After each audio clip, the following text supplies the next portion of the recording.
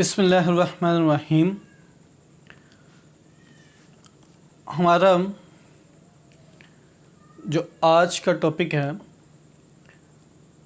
Business taxation की book income tax में से हम उसकी डेफिनेशंस को, जो उसकी टर्म्स हैं, जो इनकम टैक्स ऑर्डिनेंस 2001 के मुताबिक उन्हें हम सीखने की कोशिश कर रहे थे।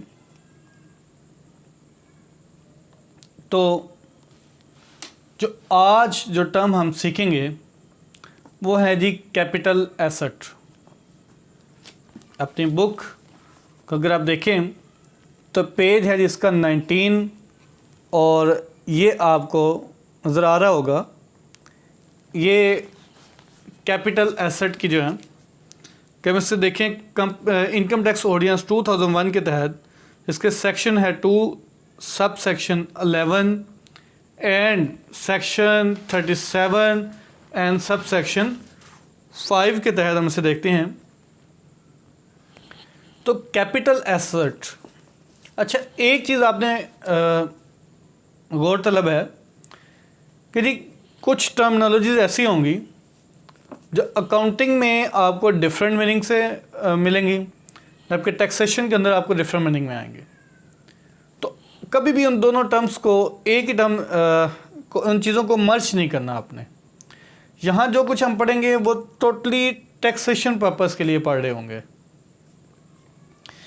तो कैपिटल एसेट जो होगा टैक्सेशन पर्पस के लिए यहाँ बताया गया जी capital asset mean property of any kind. It mean कि ये एक प्रॉपर्टी है, चीज़ है कोई जो आपकी मलकियत में है, हेल्ड बाय अ पर्सन, जो एक बंदे के पास है। It is immaterial whether the property is connected with business और नॉट। अच्छा इसका मतलब में आती है कि बेटा जी आपकी जो प्रॉपर्टी जो आपके पास है ये बिल्कुल माने नहीं रखता कि उस प्रॉपर्टी को आप अपने बिजनेस पर्पस के लिए यूज़ कर रहे हैं या जो आप मतलब टैक्स पेयर अपने ज़ाती मकसद के लिए है उसके पास, मतलब वो अपने निजी मकसद के लिए इस्तेमाल कर रहा है या अपने बिजनेस के लिए इस्तेमाल कर रहा है, ये चीज़ माने नहीं रखती। बस उसके पास वो प्रॉपर्टी मौजूद है। How the following are excluded from definition. अब इस डेफिनेशन में नीचे कुछ टर्मिनोलॉजी, कुछ चीज़ें बताई गई हैं, ये चीज़ें कैपिटल एसेट में मौजूद नहीं है, उसकी डेफिनेशन से निकाल दिया गया इनको। इससे पहले कि any stock in trade. Stock in trade का मतलब ये होता है कि तमाम वो स्टॉक, वो मटेरियल जो हमने रीसेल पर्पस के लिए रखा हुआ है। हम अगर देखें कि एक गाड़ियों का शोरूम है, वहाँ चले जाएं तो वहाँ जो कारें या गाड़ियाँ खड़ी हैं वो बेचने के गर्ज से हैं, तो वो उसका स्टॉक इन ट्रेड होगा। आप एक परचून के स्टोर पर चले जाएं, जो जनरल स्टोर है, जो रिटेल पे दो चीज़ जो सेल कर रहे होंगे, आटा, चावल, चीनी, घी, ये तमाम चीज़ें जो उन्होंने रखी हुई हैं ये उसके रीसेल पर्पस के लिए है, तो ये उसका स्टॉक इन ट्रेड में आती हैं। हम लोग हार्डवेयर की शॉप पे चले जाएं तो वहाँ पर हमें मुख्तलिफ प्लाई, लकड़ी के शीट्स और हमें टूल्स वगैरह मिलेंगे, स्क्रू एंड स्क्रू ड्राइवर्स वगैरह। तो ये तमाम चीज़ें जो हैं जो बेचने गर्ज के लिए रखी हुई हैं वो स्टॉक इन ट्रेड होते हैं। फिर आगे जी कंज्यूमेबल स्टोर्स। कंज्यूमेबल स्टोर्स का मतलब कि तमाम वो स्पेयर पार्ट्स जो आपने रखे हुए हैं जिसे आप अपने बाद में इस्तेमाल में लाएंगे। अगर मशीनरी के लिए कोई पार्ट्स रख लिए गए और इन्होंने अब अगर मशीनरी का एक पार्ट ख़राब हो गया तो उसे रिप्लेस कर देंगे उसके साथ, तो वो पार्ट्स जो बिज़नेस में इस तरह से इस्तेमाल के लिए रखे गए होंगे वो भी कंज्यूमेबल स्टोर्स कहलाएंगे। और फिर बेटा raw material held for purpose of business. Raw material का मतलब होता है कि हर वो चीज़ जो कि आपकी जिस प्रोडक्ट में आप डील कर रहे हैं वो प्रोडक्ट बनाने के लिए जो मटेरियल आपके पास मौजूद होगा उसे रॉ मटेरियल कहेंगे। जैसे फर्नीचर कंपनी है जो फर्नीचर बनाती हैं और उसके पास जो है लकड़ी जो पड़ी हुई है रॉ फॉर्म में, उसे रॉ मटेरियल कहेंगे। और एक प्लास्टिक के बर्तन बनाने वाली कंपनी के पास जो प्लास्टिक का जो दाना होता है जो उन्होंने आगे से जिससे प्लास्टिक के बर्तन तैयार करने होते हैं, तो वो उसके लिए रॉ मटेरियल होगा। अब जो फ्लोर कंपनीज हैं इनके लिए जो वीट है, गंदम है, ये इनके लिए रॉ मटेरियल है। तो हमने 3 चीज़ें देखी यहाँ पर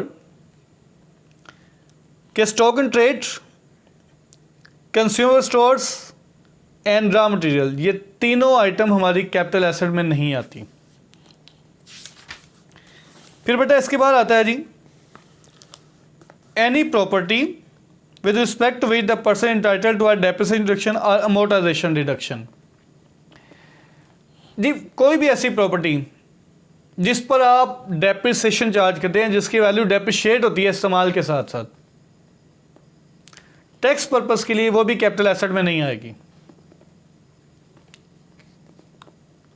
तो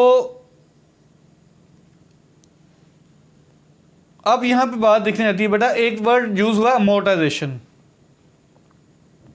तो अगर आपके जो इंटेलेक्चुअल राइट्स होते हैं, जो एब्स्ट्रैक्ट्स टाइप के जो आपके राइट्स हैं, जो आपके एसेट्स हैं, जैसे आपकी गुडविल है बिजनेस की, तो ये जो चीज़ें होती हैं इसे हम जब इसकी वैल्यू में जो कमी आती है उसे हम अमोर्टाइजेशन कहते हैं। और अगर हम अपने देखें इसमें से कौन सी चीज़ें आ जाएंगी कि डेप्रिसिएशन किस पे चार्ज करते हैं, फर्नीचर है, बिल्डिंग है, आपकी मशीनरी है, मोटर कार्स आ जाएगी, मोटर व्हीकल्स, तमाम चीज़ें बल्कि इसमें आ जाएंगी। तो ये तमाम वो चीज़ें हैं जिनके ऊपर हम डेप्रिसिएशन चार्ज करते हैं। और इनटेंजिबल एसेट्स जो हमारे राइट्स हैं या गुडविल है हमारी, बेटा इसके ऊपर हम जो डेप्रिसिएशन जो इसकी वैल्यू में कमी की जाती है वो हमारी बेटा आती है जी अमोर्टाइजेशन।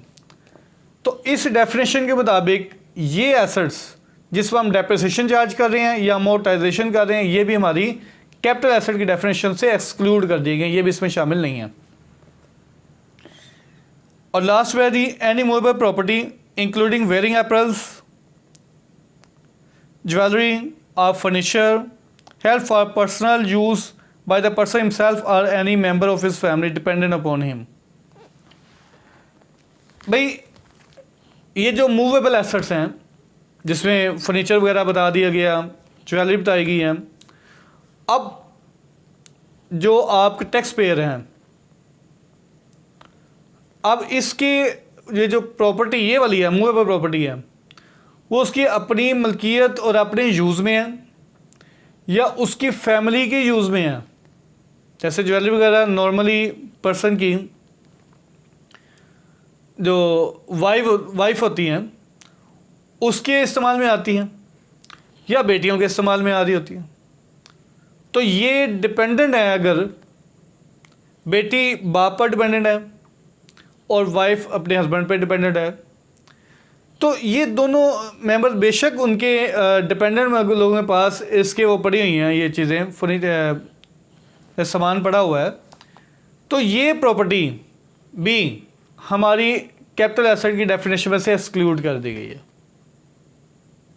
तो कौन कौन से आइटम? आपके stock and trade, consumable stores, raw material, ऐसी प्रॉपर्टी जिस पर हम डेप्रिसिएशन अमोर्टाइजेशन करते हैं, और हर वो मूवेबल प्रॉपर्टी इसमें वेयरिंग एपरल्स आते हैं, आप फर्नीचर है या आपकी ज्वेलरी वगैरह है, ये तमाम आइटम, ये वो आइटम है जिससे टैक्स पर्पस के लिए कैपिटल एसेट की डेफिनेशन में से एक्सक्लूड कर दिया गया है, तो पीछे बचता गया। ये सोच रहे होंगे अब भाई कैपिटल एसेट के अंदर बेसिकली किसी भी कंपनी के शेयर्स या डिबेंचर वगैरह उसकी सिक्योरिटीज़ इसमें आ जाती हैं, मुदारबा सर्टिफिकेट्स वो इसके अंदर आ जाएंगे, और कोई नायाब किस्म के एंटीक्स वगैरह ये चीज़ें इसके अंदर आ जाती हैं। ये हमारे कैपिटल एसेट कहलाते हैं। इसके बाद जो हमारी नेक्स्ट टर्म जो हम सीखना जा रहे हैं वो है the company. According to income tax ordinance 2001 the company means, company का मतलब क्या है? A company has defined companies ordinance 2017। अब जी कंपनीज ऑर्डिनेंस 1984 के बाद कंपनीज का जो एक्ट है 2017 के मुताबिक इसमें जो चेंज लाए हैं उसके मुताबिक जो डेफिनेशन की गई है कंपनी की, वही डेफिनेशन हम इस टैक्स पर्पस के लिए भी उसी को हम कंपनी ट्रीट करेंगे जो वहाँ बयान की गई है। नंबर 2 पे है जी a body corporate form are by are under any law and force in Pakistan. अच्छा, इसके अलावा भी अगर जैसे बैंकिंग कंपनीज हैं तो बैंकिंग का जो बैंक्स होते हैं वो बैंकिंग कंपनी ऑर्डिनेंस 1962 के तहत बनाए जाते हैं, तो वो भी कंपनीज की डेफिनेशन में आते हैं। तो बेटा किसी भी कोई भी आप कोऑपरेटिव सोसाइटी देख लें, वो 1925 के एक्ट के तहत बनती है। तो इस तरह कोई भी कॉरपोरेशन जो बनाई जाती है किसी भी कानून के तहत, वो चाहे उसके लिए स्पेशल कानून बनाया जाए या उसके एक जनरल कानून के तहत बनाया जाए, तो किसी भी लॉ के मुताबिक वो बनाई जाए तो वो कंपनी की डेफिनेशन में ही आती है। फिर आप मुदारबा का मतलब बेटा ये होता है कि एक पार्टी के पास पैसा है और एक पार्टी के पास स्किल्स हैं, तो दोनों मिल जाते हैं और मिलकर अपना कारोबार करते हैं। स्किल वाली कंपनी लोग जो होंगे वो कंपनी को चलाएंगे, वो मैनेज करेंगे, और जिनके पास पैसा है वो सिर्फ पैसा लगाएंगे, और इनका जो अर्निंग है वो आपस में शेयरिंग हो जाएगी। तो ये था मुदारबा, वो भी हमारी टैक्स पर्पस के लिए हमारी कंपनी में आते हैं। A body incorporated by or any under the law of country outside Pakistan relative incorporation of companies. बेटा देखिए कुछ कंपनी ऐसी भी होती हैं जो हैं तो दूसरे मुल्क की लेकिन वर्किंग हमारे मुल्क में कर रही हैं। जैसे हम देखें तो KFC इसकी एग्जांपल ले सकते हैं, मैकडोनल्ड्स है, ये जो कंपनीज आती हैं, या आप ब्रांड्स में चले, इंजन जो कपड़ों का एक ब्रांड है, लिवाइस है। अब ये बाहर की कंपनीज है, काम हमारे मुल्क में कर रही हैं, लेकिन रजिस्टर तो अपने मुल्क में एक कानून के तहत हुई होंगी ना, तो उस मुल्क के अंदर भी कंपनीज को रजिस्टर करवाने के लिए कोई ना कोई कानून होगा जिसके तहत ये कंपनीज बनी होंगी। तो हर वो कंपनी जो बाहर के किसी कानून के तहत जिसका काम कंपनीज को रजिस्टर करना है उसके तहत बनाई गई होंगी, वो भी हमारी इस डेफिनेशन में शामिल आ जाएंगी। और कोऑपरेटिव सोसाइटी, फाइनेंस सोसाइटी या अदर सोसाइटी, वो भी सोसाइटीज़ वगैरह जैसे हमारे मुल्क के अंदर बेटा ये हाउसिंग सोसाइटीज़ आ जाती हैं, वो भी इसके अंदर शामिल आ जाएंगी। इस पर्पज़ के लिए, टैक्स पर्पज़ के लिए वो भी कंपनीज की डेफिनेशन में आ जाएंगी। और नॉन प्रॉफिट ऑर्गेनाइजेशन वो ऑर्गेनाइजेशन होती हैं जिनका मकसद प्रॉफिट अर्निंग नहीं होता, इनका बेसिक पर्पज़ होता है वो वेलफेयर होता है आवाम की। तो इसके अंदर बेटा हॉस्पिटल्स भी आ जाते हैं, स्कूल, कॉलेजेस, यूनिवर्सिटीज़ वगैरह भी आ जाती हैं। ये भी टैक्स पर्पज़ के लिए भी हमारी एक कंपनी है। और trust an entry or a body of person establish or constituted by any law. बेटा किसी भी मुल्क के अंदर कोई ट्रस्ट बना दिया गया, कोई ऐसा बिजनेस बना दिया जो आवाम के लिए वक़फ़ कर दिया गया और ये किसी कानून के तहत बना है, तो वो भी टैक्स पर्पज़ की हमारी कंपनीज की डेफिनेशन में आ जाएगी। फिर बेटा फॉरेन एसोसिएशन वेदर इनकॉर्पोरेटेड या not which the board has declared to be a company. अगर किसी बाहर के मुल्क की एक ग्रुप है, बिज़नेस ग्रुप है जो हमारे मुल्क में काम कर रहा है लेकिन वो अभी तक रजिस्टर्ड नहीं हुआ या रजिस्टर्ड हो गया है, और उससे हमारे FBR federal board of revenue जो टैक्स का बड़ा डिपार्टमेंट है, इसने डिक्लेयर कर दिया है कि जी ये भी हमारे कंपनी के डेफिनेशन में आएगा तो वो भी इससे उसके भी हम इस डेफिनेशन में इस टर्म में शामिल कर लेंगे। फिर बेटा आता है जी प्रोविंशियल गवर्नमेंट, जो हमारी सूबाई गवर्नमेंट है वो भी कंपनी के डेफिनेशन में आएगी। और लोकल अथॉरिटी इन पाकिस्तान, जो लोकल अथॉरिटीज़ आती हैं, लोकल बॉडीज़ जो आती हैं हमारी सिटी डिस्ट्रिक्ट गवर्नमेंट्स की होती हैं, उसकी जो मैनेजमेंट वगैरह सारा वो भी सारा इसके अंदर कंपनी डेफिनेशन में आ जाती है। और एक स्मॉल कंपनी, एक छोटी कंपनी जिसका कैपिटल जो है वो तकरीबन 50 लाख से कम है, तो वो भी हमारा इस डेफिनेशन में आ जाएगी। ठीक है जी, ये थे जी बेटा हमारे जो टॉपिक जो हमने डील कर रहे थे, जिससे हम पढ़ रहे थे। और एक बेटा इसमें डेफिनेशन आती थी डेट। डेट का मतलब कर्ज होता है। तो that mean any amount owing, कोई भी अमाउंट जो पेएबल है, इंक्लूडिंग अकाउंट्स पेएबल, उसमें अकाउंट्स पेएबल हैं। अकाउंट्स पेएबल का मतलब कि हमने जो ट्रेड डेटर्स क्रेडिटर जो होते हैं वो इसमें शामिल है कि हमने किसी को पे करना है।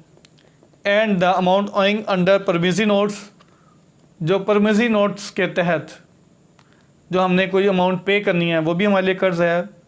बिल्स ऑफ एक्सचेंज, जो बिल्स पेएबल हैं उसके तहत कोई अमाउंट पे करनी है। डिबेंचर्स, जो कर्ज के डॉक्यूमेंट्स हैं वो हमने अगर इशू किए हुए हैं तो वो भी हमारे लिए पेएबल्स है। Securities, bonds, other financial instruments, इसके अलावा तमाम वो अदर फाइनेंशियल इंस्ट्रूमेंट्स जिसके तहत कोई भी अमाउंट पेएबल हो किसी सेकंड पार्टी को, वो हमारी डेट की डेफिनेशन में आएगी।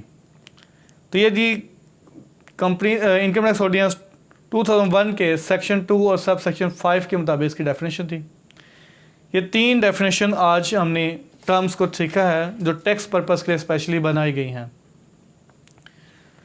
इसको देखिएगा बेटा। अल्लाह हाफिज़।